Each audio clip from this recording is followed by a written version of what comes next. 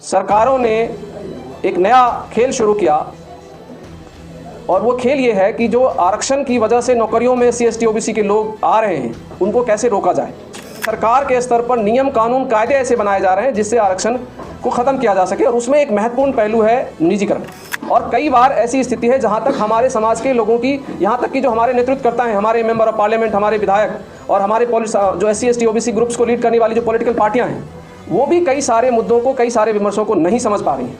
तो उन तक ये बात पहुँचे। 340 लाख करोड़ रुपया का GDP 2022-23 का भारत सरकार का था। तो अगर 340 लाख करोड़ में हमें 5% मिले, मतलब हमें, मतलब पूरे देश में जितनी नौकरियां मैं उसकी बात कर रहा हूं, तो वो कितना बनेगा? 17 लाख करोड़। ठीक है जी। और उसमें भी 17 लाख करोड़ में भी हमको कितना मिल रहा है? अगर हम मान लें कि 50% रिजर्वेशन लागू है तो भी आपको कितना मिलेगा? 8.5 लाख करोड़। वो 22% बनता है 68 लाख करोड़। नौकरी में कितनी थी? 17 लाख। यहाँ पर कितना है? 68 लाख। और उस 68 लाख में हमने आज तक डिमांड ही नहीं किया कि हमारी भागीदारी कितनी होनी चाहिए। हम बात कर रहे हैं लाख करोड़ की, 68 लाख करोड़। और हमारे परिवारों को कितना जा रहा था? 99 करोड़ 2015-16। देखिए हो क्या रहा है, भारत सरकार ने MSME जो माइक्रो एंड स्मॉल इंटरप्राइजेज हैं, उसके लिए 2006 में एक कानून बना है। ठीक है जी। और उस 2006 के बने हुए कानून में एक प्रावधान किया गया 4% SC ST को रिजर्वेशन देने का, कि अगर आप भारत में काम करना चाहते हो तो आपको एक ज्वाइंट वेंचर किसके साथ बनाना पड़ेगा? इंडियन कंपनी के साथ बनाना पड़ेगा। तो जब ये रिजर्वेशन हो सकता है, फिर SC ST OBC का रिजर्वेशन क्यों नहीं हो सकता? मनसा का कमी है, चाहते नहीं है वो, चाहते नहीं कि हम आप वहां पर पहुंचे, वो हमें उस जगह तक पहुंचने नहीं देना चाहते। चलिए एक और दूसरा सवाल क्या है? 4% उनको तो दे दिया, आबादी कितनी है उनकी? SC ST को आप 4% दे रहे हो, आबादी 22% है, 25% है, 22% तो रिजर्वेशन ही दे रखा है, 22% ही देते हैं ना, फिर 4% का ये लॉलीपॉप क्यों? उद्देश्य हमारा बहुत स्पष्ट है। SC ST OBC जो बहुसंख्यक आबादी है, समाज में, सत्ता में, संस्थानों में उनकी जो भागीदारी है उसको कैसे सुनिश्चित किया जाए और उनको सुनिश्चित करने के लिए कौन कौन से मुद्दे हैं जिनके ऊपर हम लोग काम कर रहे हैं और हमारे समाज को उन मुद्दों के प्रति जागरूक करना, ये आज की इस प्रेस वार्ता का उद्देश्य है। 75 साल से, देश की आज़ादी के 75 साल से ज़्यादा हो गए, अभी देश अमृतकाल मना रहा है और इस अमृतकाल में जो 85% 90% जो बहुसंख्यक समाज है वो जहाँ तक पहुँचा है वो हमारी अपेक्षा के अनुकूल नहीं है। हम अब तक केवल सामाजिक न्याय की बात करते रहे हैं और सामाजिक न्याय में भी केवल सरकारी नौकरियों में भागीदारी की बात करते रहे, और हमने ये देखा कि 75 साल में सामाजिक न्याय की भागीदारी की जो आवाज़ है वो केवल नौकरियों में संकेंद्रित हो जाने की वजह से हमारे समाज का वो उत्थान, वो विकास, वो डेवलपमेंट और वो भागीदारी उनको नहीं मिल पाई है जो हम सबके लिए ज़रूरी था। देखिए जो 50% आरक्षण की बात है, ये सच्चाई है कि 50% आरक्षण तक भी हम नहीं पहुँच पाए, लेकिन उस रास्ते पर काफ़ी प्रयास हुआ है। अलग अलग दौर में SC ST OBC को 50% उसकी भागीदारी हो, उसके लिए थोड़े थोड़े प्रयास हैं। एक समझदारी हमारे समाज के अंदर विकसित हुई है कि ये एक रास्ता है जिससे SC ST OBC भारतवर्ष के अंदर अपनी भागीदारी सुनिश्चित कर सकता है, उसको एक सम्मानजनक स्थान मिल सकता है। लेकिन सरकारों ने एक नया खेल शुरू किया और वो खेल ये है कि जो आरक्षण की वजह से नौकरियों में SC ST OBC के लोग आ रहे हैं उनको कैसे रोका जाए।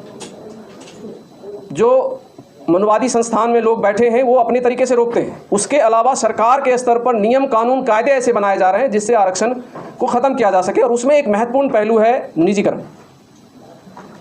हम कुछ टॉपिक्स को लेकर आज आप सबके सामने प्रेजेंट करेंगे और 4-5 लोगों ने एक प्रॉपर तैयारी किया है। हम केवल आपको इसलिए आज हम लोगों ने बुलाया है, आपसे ये निवेदन है, हमारा समाज जागरूकता के स्तर पर थोड़ा कहीं पीछे है। हम ये चाहते हैं कि ये सारी चीज़ें, ये सारे मुद्दे आपके माध्यम से उन तक पहुँचे। हमारा समाज कैसे, जो 85% की जिसकी आबादी है वो अभी तक मांगने वाला क्यों बना हुआ है, वो देने वाला क्यों नहीं बन गया। आप जानते हो जब आप आरक्षण की बात करते हो समाज में एक रिएक्शन आता है कि भीख क्यों मांगते हो। हम बार बार उनसे ये सवाल पूछते हैं कि हम क्यों मांगेंगे, ये हमारा हक है।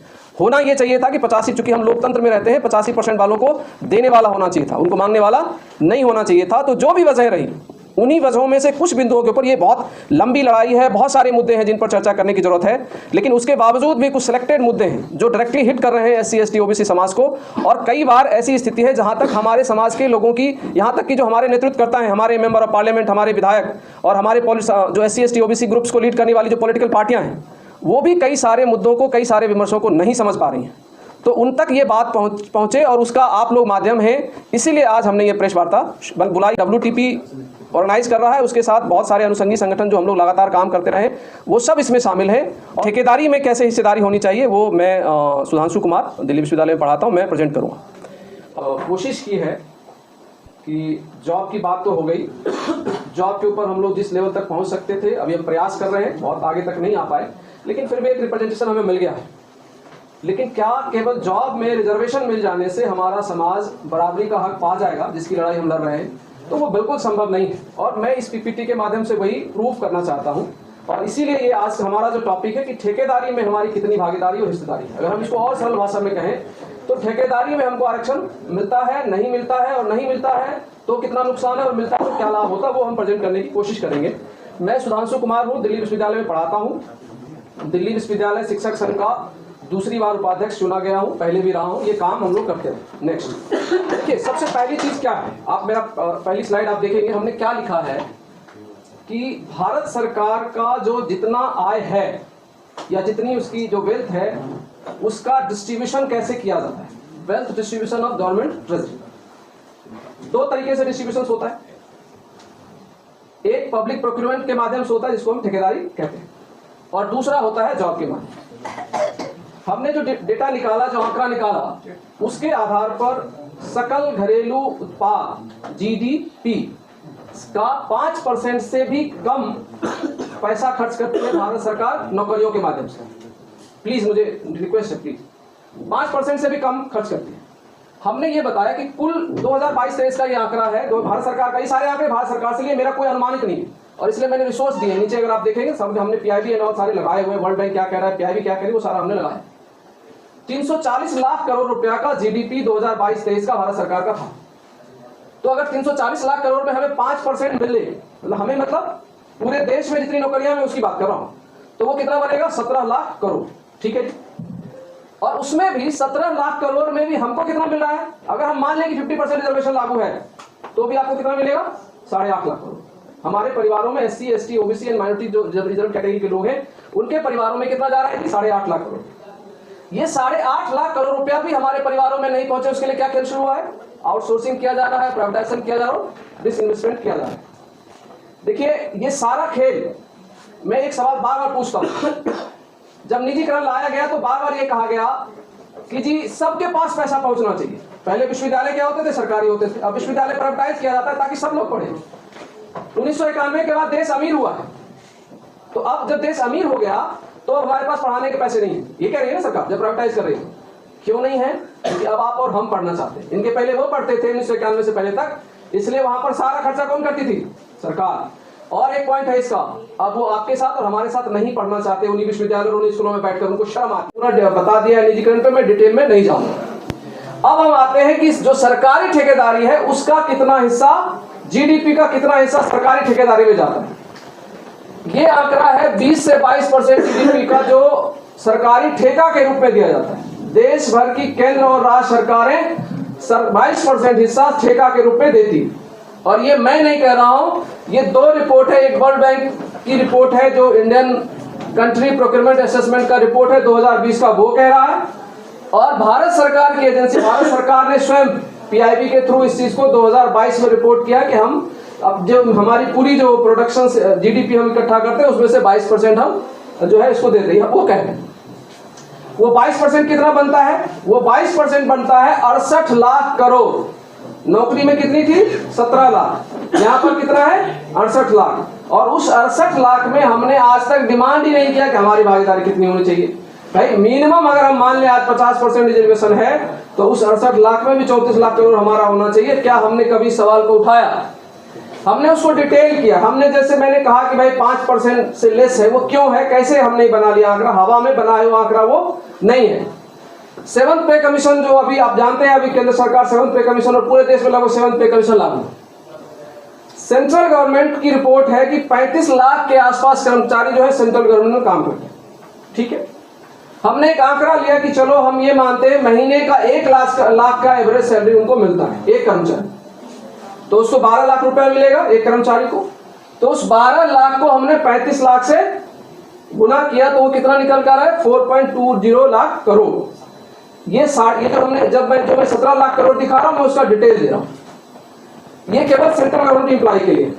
उसके बाद स्टेट्स में 1.32 करोड़ कर्मचारी काम करते हैं सरकारी सेक्टर में। तो ऑलमोस्ट ये 2 करोड़ कर्मचारी जो है ये सरकारी सेक्टर में काम करते हैं, स्टेट और सेंटर मिला।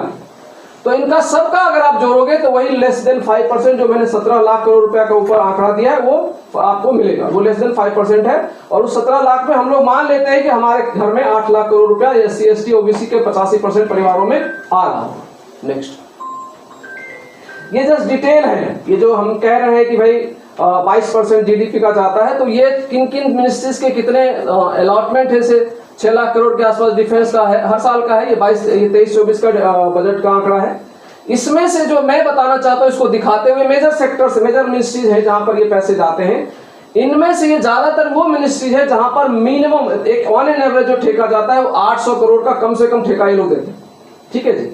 और NTPC, ONGC, गेल, वेल, BPCL ये जितने हैं ये सब इसी सेक्टर, इसी के अंदर आते हैं। अब हम ये बताना चाह रहे हैं कि इसमें हम कहां हैं। क्या SC ST OBC को कुछ मिल रहा है उस 68 लाख करोड़ में? वो उसका एक नमूना, चूंकि बहुत आप एक चीज में यहां स्पष्ट कर देखिए, बहुत क्लियर कट डाटा भारत सरकार के अंदर खोजने की कोशिश करोगे तो वो मिलेगा नहीं, क्योंकि जो ठेकेदारी दी जा रही है उसमें जाति तो देखी नहीं जा रही, मतलब दूसरे तरीके से देखी जा रही है। SC ST OBC का कोई डेफिनेशन तो है नहीं। हमने एक जगह इसको पकड़ा कि करते क्या है। देखिए हो क्या रहा है, भारत सरकार ने MSME जो माइक्रो एंड स्मॉल इंटरप्राइजेज हैं उसके लिए 2006 में एक कानून बना है। ठीक है जी। और उस 2006 के बने हुए कानून में एक प्रावधान किया गया 4% SC ST को रिजर्वेशन देने का। ठीक है। दरअसल ये MSME का जब ये कानून जब बनाया गया तो उसका पर्पस ये था कि भारत सरकार और राज्य सरकारें जो भी पब्लिक प्रोक्योरमेंट करती है, सरकारी ठेका देती है, उसमें से उनको 20% कम से कम किससे लेना है? MSME से लेना है, माइक्रो एंड स्मॉल इंडस्ट्री से उनको लेना है। और उस 20% में से 4% किससे लेना है?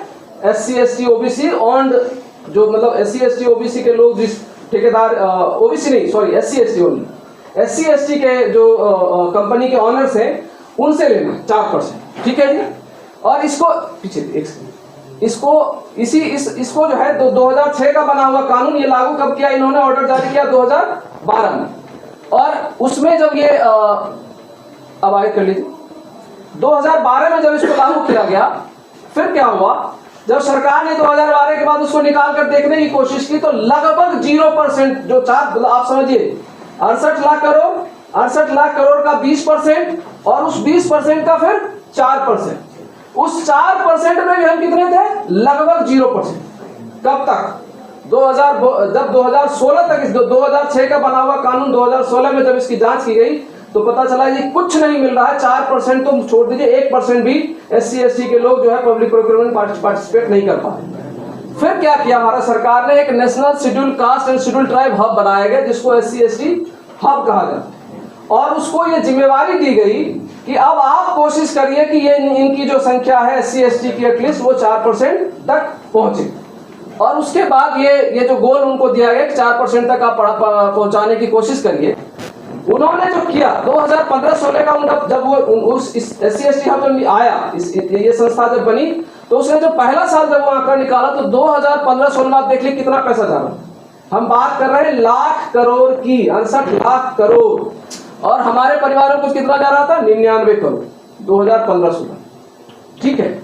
जहां एटलीस्ट हम अगर आशा रखते थे कि 34 लाख करोड़ जाना चाहिए, उसमें आपको 99 लाख करोड़, मतलब 100 का भी आंकड़ा नहीं है। कहते हैं दहाई अंक के ही आसपास हम अटका हुआ है। और कौन अटका हुआ है? देश का 22% आबादी जो है उसको मात्र 100 करोड़ का ठेका भी, पूरे देश की मैं बात कर रहा हूं, उसको 100 करोड़ की भी ठेकेदारी भागीदारी नहीं मिलती। फिर इन्होंने क्या किया, एक प्रयास किया, वहां से थोड़े थोड़े कुछ ट्रेनिंग्स वगैरह देनी शुरू करी, प्रचार करना शुरू किया कि भाई SC/ST के लिए ये कानून बना है, आप आइए। तो लास्टली जो 2022-23 में पहुंचा है, ये 1468 करोड़ रुपया तक ये अभी पहुंच पाया है 2015-16 से लेकर 8 साल के प्रयास के बाद।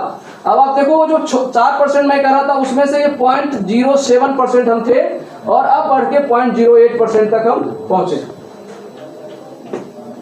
अब देखिए, मैंने वही बताया जो अभी तक बता रहा था कि ओबीसी का अगर हम 50% आबादी माने तो उस 68 लाख करोड़ में 34 लाख करोड़ रुपया तो एटलीस्ट आबादी, अगर जो जातीय जनगणना की बात की जा रही, और हम लोग जानते हैं कि मोटे तौर पे अनुमानित रूप से 52% ओबीसी की आबादी है, तो हम तब तो समृद्ध होंगे जब हमारे पास उस 68 लाख करोड़ में से 34 लाख करोड़ रुपया ओबीसी के पास जाता। और उसी तरीके से मैंने एक चीज और भी छोड़ा है कि चलो तुमने 27% रिजर्वेशन दे दिया, 27% ही दे दो, 18.36 लाख करोड़ दे दो हमें, और SC/ST का जो 22.5% है उसमें 15 लाख करोड़ रुपया उनके घर भी पहुंचना चाहिए, जो नहीं पहुंच पा रहा है। जो मैंने बता ही दिया कि 1468 करोड़ रुपया वो भी SC/ST का, ओबीसी की तो कोई चर्चा ही नहीं है। हो सकता है कुछ लोग करते होंगे, लेकिन कोई उसका कोई संवैधानिक ढांचा खड़ा ही नहीं किया गया, तो आपको पता ही नहीं कि ओबीसी के लोग कितने हैं। लेकिन जो स्थिति है उसमें मान लीजिए कितने होंगे, 200 करोड़, 300 करोड़, 500 करोड़ तक पहुंचे होंगे, 1000 करोड़ तक पहुंचे होंगे। जब हम 68 लाख करोड़ की बात कर रहे हैं तो उसमें 1000 करोड़ का क्या योगदान बच जाता है। नेक्स्ट सर, एक चीज और है जो हम लोग प्रपोज करना चाहते हैं, और कोई इसको अन्यथा ना ले, क्योंकि हमारे समाज में क्या है, हर चीज का बड़ा, अभी तक क्या है, जॉब को हम लोगों ने, नौकरियों को हमने हमेशा क्या कहा, सामाजिक न्याय। ठीक है, रिप्रेजेंटेशन के नाम पर सामाजिक न्याय है, लेकिन लड़ाई वो भी आर्थिक ही थी, क्योंकि हम वहां भी पैसा कमाने के लिए आ रहे हैं, और हम आर्थिक रूप से संपन्न होते हैं जब हमें नौकरियां मिलती। ठीक है, रिप्रेजेंटेशन से हमें सम्मान भी मिलता है। तो पहली चीज क्या होगी, हम वहां से कंफ्यूज, और हमने आर्थिक लड़ाई छोड़ दिया है। हम केवल रिप्रेजेंटेशन की बात कर रहे हैं, हमको नौकरी दे दो, नौकरी दे दो, हम अमीर हो, हम रिच हो, इसकी हम बात ही करना हम लोगों ने छोड़ दिया। तो हमने इससे इस चीज को भी हमको क्लियर करना है कि अल्टीमेट लड़ाई जो है कि हमारे घरों में आर्थिक न्याय पहुंचना चाहिए। संपत्ति जितनी है इस देश की, उसका एक चीज और मैं यहां स्पष्ट करूं, अभी तक हम क्या लड़ रहे हैं। मैं किसी से मिला था, हम लोग इसी चीज की डिमांड के लिए गए, तो कहा यह गया, बहुत अच्छी बात कही कि दरअसल SC/ST OBC अभी क्या कर रहा है पता है, SC/ST OBC मंदिर में पूजा हो जाने के बाद जो बाहर में प्रसाद बांटा जाता है उसी के लिए लड़ रहा है। वही सवाल ही नहीं पूछता है भैया ये बता कि मंदिर के खजाने में कितनी संपत्ति रखी है, उसका हिस्सा दे, ये जो प्रसाद बांट रहा है ये बंद कर। तो हमारा सवाल ये होना चाहिए कि जो तुम्हारे मंदिर में जितने खजाने हैं उसमें हमारी 85% भागीदारी कैसे होगी। तो उसका ये वे आउट है, एक वे आउट है। आप ठेकेदारी में अगर एंटर करते हो तो आपके साथ ये लाभ शुरू होगा। क्यों नहीं है, आप एक चीज को समझिए, क्योंकि आपसे लोग कह देंगे भाई तुम आते क्यों है ठेकेदारी, उसके क्या कारण है। देखिए क्या है, कोई भी ठेकेदारी होता है उसका एक नियम बनता है कि भाई आपके पास ये रूल होना, ये आपकी संपत्ति होनी चाहिए, आपको ये इतने दिन का एक्सपीरियंस होना चाहिए, आपके पास इतना, आपका जो आपकी कंपनी है उसका जो कैपिटल है वो इतना होना चाहिए। सवाल ये है कि जब हम पहली पीढ़ी है तो हमसे आप ये एक्सपेक्ट क्यों करते हो, हम एक्सपीरियंस कहां से लाएंगे, आपने हमें ठेकेदारी करने ही नहीं दिया। तो अभी भी जो रूल बन रहा है उसमें एक्सपीरियंस मांगा जाएगा, उसमें जो है आपको आपकी संपत्ति के हिसाब किताब लिए जाएंगे, तो आप कहां से दे पाओ। यही वजह है, और ज्यादातर हम लोग क्या है, विदाउट एक्सपीरियंस प्रायर एक्सपीरियंस मांगोगे, फाइनेंशियल टर्नओवर मांगा जाता है, अर्नेस्ट मनी बात की जाती है, और परफॉर्मेंस गारंटी, ये सब कुछ। जब आप सोचो कि SC/ST कुल मिला के 99 करोड़ का ठेका ले रहा है, तो उससे कहां से वो 800 करोड़ की ठेकेदारी में इंटर कर पाएगा। तो अल्टीमेटली क्या होगा, और ये क्यों हो रहा है, हम सब किसान थे, हम लोग मजदूर थे, अब आज भी किसान मजदूर है, अब हमारे पूर्वज जो है सारे मजदूर रहे हैं, किसान रहे हैं। तो आप उससे, अगर मैंने वही सारा दिया है, और हमारा कहीं पर भी कभी भी बैंक में एक्सेस तो दिया नहीं, और आश्चर्य है कि हम लोगों ने कभी इसमें बात ही नहीं की। हर बार क्या होता है, मैं एक उदाहरण देता हूं, मैं उस कंपनी का नाम नहीं लेता, एक मोबाइल सेक्टर में काम करने वाली कंपनी है, और उसने अपना एक लॉन्च किया था मोबाइल सर्विस प्रोवाइडर कंपनी। आपको पता है जब उस कंपनी ने लॉन्च किया अपना वो सर्विस प्रोवाइडर कंपनी है, कॉल के लिए, नाम नहीं लेते हैं, उस समय में उसने 82,000 करोड़ रुपया बैंक से लोन उठाए थे। ठीक है जी, कहा गया लोगों को कि ले जाओ, मुफ्त में ले जाओ, मोबाइल भी ले जाओ, सर्विस भी मुफ्त में देंगे, सालों यूज करो, हम कभी वापस आपसे पैसा नहीं मांगेंगे, ले जाओ, सब कुछ मुफ्त। किसके पैसे थे वो 82,000 करोड़ रुपया कहां से उठाया गया था? बैंक लोन से।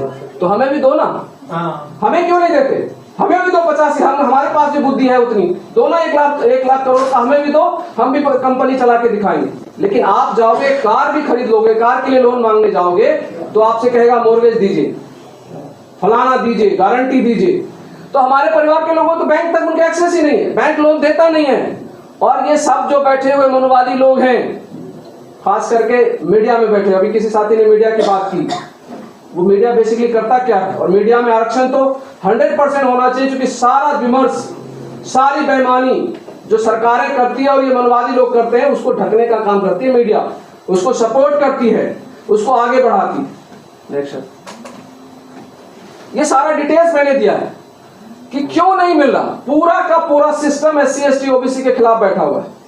डायरेक्टर है, HODs है, सेक्रेटरीज है, मिनिस्ट्री में जो लोग पॉलिसी बना रहे हैं वो सब के सब कौन है? जो डिसीजंस कर रहे हैं, बिग शॉट जिसको आप कहते हैं, ये सब के सब कौन है? अपर कास्ट है। हमारे लोगों का वहां पर कोई भागीदारी नहीं। आपको बताऊं, ब्यूरोक्रेसी में भी सेक्रेटरी लेवल, एक कह रहा है ना नेता कि OBC के 3 लोग हैं, तो जब आप सेक्रेटरी लेवल तक आपको पहुंचने नहीं दिया जाएगा तो आप रूल कहां से बनाओ? ठीक है, ये कॉन्ट्रैक्टर्स जो पहले से काम कर रहे हैं, कंपनी प्रोप्राइटर्स और कॉन्ट्रैक्टर, सब के सब अपर कास्ट लोग बैठे हैं। तो इसलिए अब हमारी क्या कमियां है? देखिए, जितने हम लोग हैं, ज्यादातर हमारी कमियां क्या है? हमारे पास एक्सपीरियंस नहीं है, फाइनेंस नहीं है। हमें क्या मिलता है? पेट्री कॉन्ट्रैक्ट, हम उसी से खुश होता। और पेट्री कॉन्ट्रैक्ट जिसको मिलता है दरअसल वो नौकर की भूमिका, उसको बड़ी भूमिका नहीं मिल रही, वो एक्सप्लॉइट होते हैं। और उसी पेट्री कॉन्ट्रैक्ट में काम करके या सब कॉन्ट्रैक्ट में हमारे लोग काम करते हैं, मजदूर और कर्मचारी की तरह रहते हैं। और उनको भी वहां पर भी ये जानना जरूरी है, जो निजीकरण की बात कर रही थी हमारे एक साथी, आप इसमें काम करते हो बिना किसी रूल रेगुलेशन के अपॉइंटमेंट होते हैं। मैं दावे के साथ कह सकता हूं, प्राइवेट सेक्टर्स के जितने अपॉइंटमेंट्स हो रहे हैं, बिना आपका रिसोर्स दिए, आपको आपसे पूछा जाता है कि आपका कोई रिकमेंडेशन करने वाला है, आप डायरेक्टली नौकरी मांग कर देखो, रिकमेंडेशन होते हैं। तो जो अभी HODs बनकर और डायरेक्टर्स बनकर बैठे हैं, वो आपके समाज के नहीं लोग हैं, आपका रिकमेंडेशन कैसे हो ही नहीं सकता। तो हम क्या रह जाते हैं? अल्टीमेटली नौकर बनकर रह जाते हैं वहां पर। अब एक चीज है, हम आरक्षण मांग रहे हैं, कई साथी कह सकते हैं कि भाई आरक्षण की प्राइवेट में कहां से व्यवस्था हो। हमने वो लिखा है, कोई ऐसी पॉलिसी पैरालिसिस नहीं है। अगर सरकार चाहे तो पॉलिसी का कोई बाधा नहीं है। पॉलिसी के नाम पर आप ऑलरेडी बना चुके हो, और जहां जहां इनको जरूरत पड़ती है, देखिए EWS रिजर्वेशन की जरूरत पड़ी, 1 दिन में 3 दिन में सब कुछ हो गया। अभी कोई साथी लीगल बता रहे थे, ऑलवेज SC ST OBC समाज कहीं जाके हारता है, उसका नाम है जुडिशियरी। हम आप वही हारते हैं। मैं एक सवाल पूछता हूं, OBC रिजर्वेशन लागू हुआ था 1991 में, 1993 तक स्टे करके रखा, जबकि वो भारत सरकार के बनाए हुए संविधान के तहत था। EWS में आपने संविधान को तोड़ा, तब भी किसी कोर्ट ने स्टे नहीं लगाया इस देश में। मध्य प्रदेश में OBC के लिए लोग लड़ रहे, रिजर्वेशन मांग रहे हैं, मध्य प्रदेश हाईकोर्ट ने वहां पर स्टे लगा रखा है। तो वो तो अब छोड़ ही दो, लेकिन तब भी जो विद इन भारत सरकार जो लीगल एस्पेक्ट है, मैं वो बताना चाहता हूं। मैंने अभी आपको बताया था पीछे कि पब्लिक प्रोक्योरमेंट पॉलिसी 2006 ऑलरेडी बना हुआ है ना, भारत सरकार ने बना रखा है 2006 में, हम नई बात नहीं कह रहे। और उस 2006 में आपने रिजर्वेशन की व्यवस्था करी है। तब मैंने खाली SC का बताया था, उसमें 3% वुमेन कोटा भी, 4% कोटा किसके लिए है? SC ST के लिए, और 3% कोटा विमेन के लिए। उससे भी बड़ी बात है कि जब आप ये कह रहे हो कि MS के लिए 20% आपको रखना पड़ेगा, वो भी तो रिजर्वेशन है ना जी। अगर ओपन मार्केट और मैरिट सो कॉल्ड है तो रखो ना ओपन, फिर वहां क्यों रिजर्वेशन दे? वो MS को रिजर्वेशन ही तो मिल रहा है ना। ये जो माइक्रो और स्मॉल एंटरप्राइज, आप उसको 20% रिजर्वेशन तो दे रहे हो ना। तो जब वहां पर दे सकते हो, और आपको बताओ अभी मेक इन इंडिया पॉलिसी लेकर आई भारत सरकार, वहां पर भी जो है डोमेस्टिक कंपनीज को आप रिजर्वेशन दे रहे हो कि आपको उनके साथ मिलकर काम करना पड़ेगा।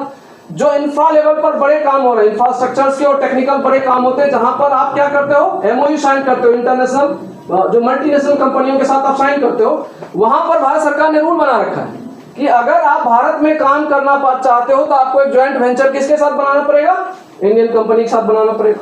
तो जब ये रिजर्वेशन हो सकता है, फिर SC ST OBC का रिजर्वेशन क्यों नहीं हो सकता? मनसा का कमी है, चाहते नहीं है वो, चाहते नहीं कि हम आप वहां पर पहुंचे, वो हमें उस जगह तक पहुंचने नहीं देना चाहते।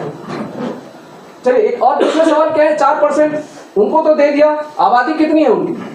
SC ST को आप 4% दे रहे हो, आबादी 22% है, 25% है, 22% तो रिजर्वेशन ही दे रखा है, 22% ही देते हैं ना, फिर 4% का ये लॉलीपॉप क्यों? पूरा दो ना भाई, जब आप रिजर्वेशन का प्रावधान कर रहे हो तो गिव देम, और 20% एटलीस्ट 25% दो। ओबीसी का तो दे ही नहीं रहे, 52% आबादी है, कोई मतलब नहीं है।